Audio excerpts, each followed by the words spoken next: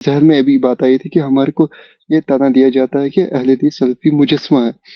کیا ہم اللہ تعالیٰ کا جسم اس معنی میں لیتے ہیں کہ جیسے مجسمہ لیتے تھے، یا پھر جیسے ہم ید کو ید ہی کہتے ہیں، ہینڈ ہی کہتے ہیں، کیا ہم بھی میں مجسمہ ہیں؟ سمجھتا ہوں کیا ہے؟ کہ آج کا موضوع بھائی نہیں ہے، دیکھیے، پھر تو جیسے بہت میں مختصر پھر ایک جواب. مختصر بات میں بول دیتا ہوں، یہ آج کا موضوع ہمارا ہے نہیں. جی.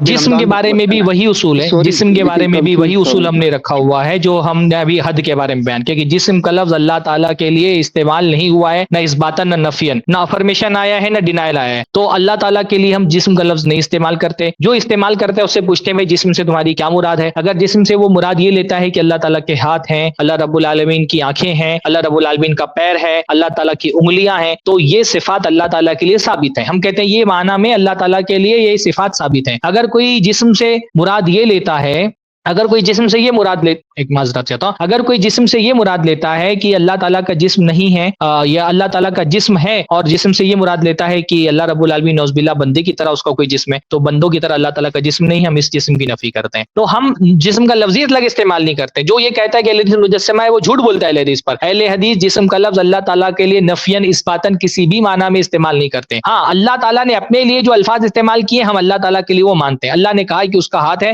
اللہ نے کہا کہ اس کی آنکھیں، اللہ نے کہا کہ اس کا پیر ہے. تو اللہ تعالیٰ کے لیے جو جو الفاظ آئے ہیں وہ الفاظ ہم اللہ تعالیٰ کے لیے استعمال کرتے ہیں کما یلیق بجلالہ، جیسا کہ اللہ تعالیٰ کے شان کے موافق ہے. ہم کہتے ہیں اللہ تعالیٰ نے کہا اس کے ہاتھ ہے، تو ہم کون ہوتے منع کرنے والے کہ ہاتھ نہیں ہے؟ اللہ نے کہہ دیا ہاتھ ہے تو ہم ہاتھ مانتے ہیں. کیسا ہاتھ ہے ہم کو نہیں پتا.